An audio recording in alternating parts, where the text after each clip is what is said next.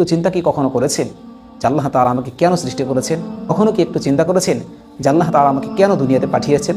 না, এই চিন্তাটি করেননি। একটু চিন্তা করুন, নিজে একটু প্রশ্ন করুন যে আল্লাহ তাআলা কেন আমাকে সৃষ্টি করলেন।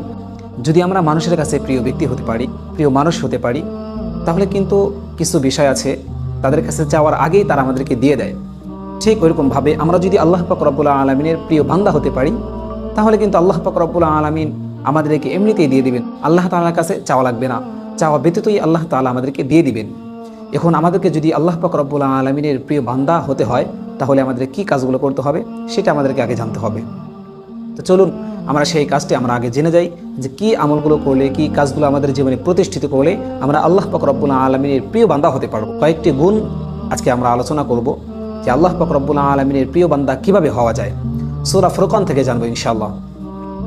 প্রথমে আল্লাহ পাক রব্বুল আলামিন বলেন, যেই ব্যক্তি নম্রভাবে দুনিয়াতে চলাফেরা করবে তারাই হচ্ছে রহমানের প্রিয় বান্দা, তারাই হচ্ছে আল্লাহ পাক রব্বুল আলামিনের প্রিয় বান্দা। আল্লাহ তাআলা বলেন, ওয়া ইবাদুর রহমানিল্লাযীনা ইয়ামশুনা আলাল আরদি হাওনা। রহমানের বান্দা হচ্ছে তারাই যারা পৃথিবীতে নম্রভাবে চলাফেরা করবে, তারাই হচ্ছে রহমানের বান্দা, তারাই হচ্ছে আল্লাহ পাক রব্বুল আলামিনের প্রিয় বান্দা। এখন আমরা যদি আল্লাহ পাক রব্বুল আলামিনের প্রিয় বান্দা হতে চাই, তাহলে অবশ্যই আমাদেরকে কি করতে হবে? বিনম্র আচরণ শিখতে হবে। বিনম্র আচরণের সাথে আমাদেরকে পৃথিবীতে চলাফেরা করতে হবে, জমিনের উপর চলাফেরা করতে হবে। আজকে আমরা এই বিনম্র আচরণ থেকে, নম্র সভ্য আচরণ থেকে আমরা অনেক দূরে সরে আছি। 2 নম্বর হচ্ছে আল্লাহ পাক রব্বুল আলামিন সূরা ফুরকানের মধ্যে বলেন, যারা বিতর্ক করবে না তারাই হচ্ছে রহমানের প্রিয় বান্দা, তারাই হচ্ছে আল্লাহ পাক রব্বুল আলামিনের প্রিয় বান্দা। আল্লাহ তাআলা বলেন, ওয়া ইযা খাতাবাহুমুল জাহিলুনা ক্বালু সালামা। তাদের সাথে যখন মূর্খরা কথা বলে তখন তারা বলে সালাম। কেউ যদি পায়ে পাড়া দিয়ে ঝগড়া করে, তাহলে তার সাথে কথা না বলে তাকে সালাম দিয়ে পাশ কেটে চলে যাওয়া। মনে করুন কেউ যদি আপনার সাথে পায়ে পাড়া দিয়ে ঝগড়া করতে চায়, তাহলে আপনি তার সাথে আপনি বিতর্ক করলেন না, বিতর্ক না করে আপনি তাকে সালাম দিয়ে চলে গেলেন। আপনি যদি এই বিতর্ক তার সাথে না করেন, তাহলে আপনি আল্লাহ পাক রব্বুল আলামিনের প্রিয় বান্দা হতে পারবেন। এজন্য ভাই আসুন আমরা বিতর্ক না করি, বিতর্ক পরিত্যাগ করি। আমাদের সমাজের এক শ্রেণীর লোকদেরকে দেখা যায়, আমার ভাইয়েরা এই বিতর্ক করে থাকে, অযথাই মানুষের সাথে বিতর্ক করে। আসলে এমনটি করলে আমাদেরকে চলবে না। আমরা কোনো মানুষের সাথে বিতর্ক না করি। 3 নম্বরে আল্লাহ পাক রব্বুল আলামিন সূরাতুল ফুরকানের মধ্যে বলেন, যেই সমস্ত বান্দারা রাত্রি যাপন করে তাহাজ্জুদের নামাজ আদায় করবে, রুকু করবে, সিজদা করবে, তারাই হচ্ছে আমার প্রিয় বান্দা। আল্লাহ তাআলা বলেন, ওয়াল্লাযীনা ইয়াবিতুনা লিরাব্বিহিম সুজদান ওয়া কিয়ামা। যারা রাত্রি যাপন করে তাহাজ্জুদ নামাজ আদায় করবে, রুকু করবে, সিজদা করবে, তারাই হচ্ছে আল্লাহ পাক রব্বুল আলামিনের প্রিয় বান্দা। আসলে দেখুন আজকে আমাদের সমাজের মাঝে আমরা এই তাহাজ্জুদ নামাজ থেকে অনেক দূরে সরে আছি।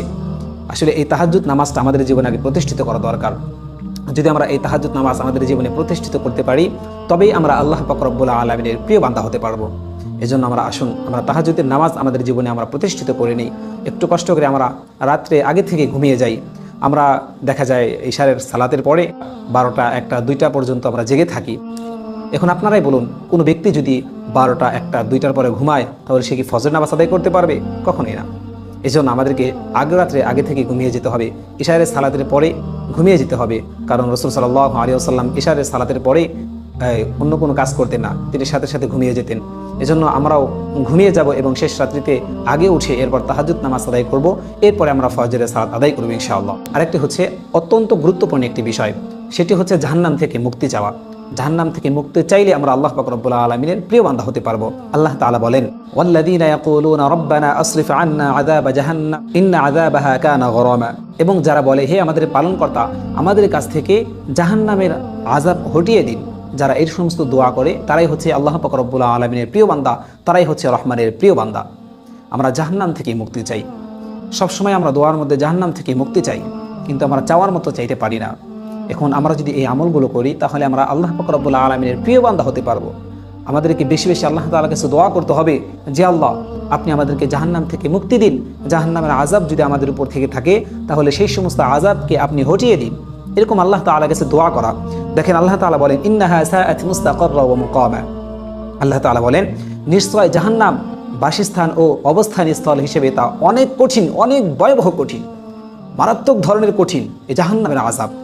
এজন্য ভাই, এই জাহান্নাম থেকে আমাদেরকে মুক্তি চাইতে হবে। দেখেন আজকে আমরা কত গুনাহের কাজ করছি, আমাদের বিবেকে একটু বাধা দিচ্ছে না। আমরা বিভিন্ন প্রকারের গুনাহের কাজের মধ্যে জড়িত আছি, অথচ আমরা আল্লাহ তাআলাকে ভয় করছি না।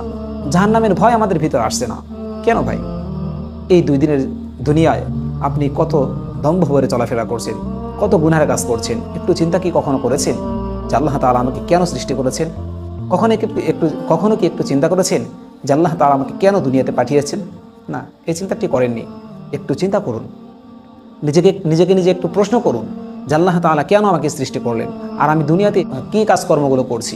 একটু নিজে প্রশ্ন করুন, তাহলে আপনি উত্তর পেয়ে যাবেন। এজন্য ভাই, আসুন আমরা আল্লাহ তাআলার প্রিয় বান্দা হয়ে যাই। আল্লাহ তাআলার প্রিয় বান্দা যদি আমরা হতে পারি, তাহলে আল্লাহ তাআলা আমাদের সমস্ত জরুরত পূরণ করে দেবেন ইনশাআল্লাহ। আল্লাহ তাআলা আমাদের সকলকে আমল করার তৌফিক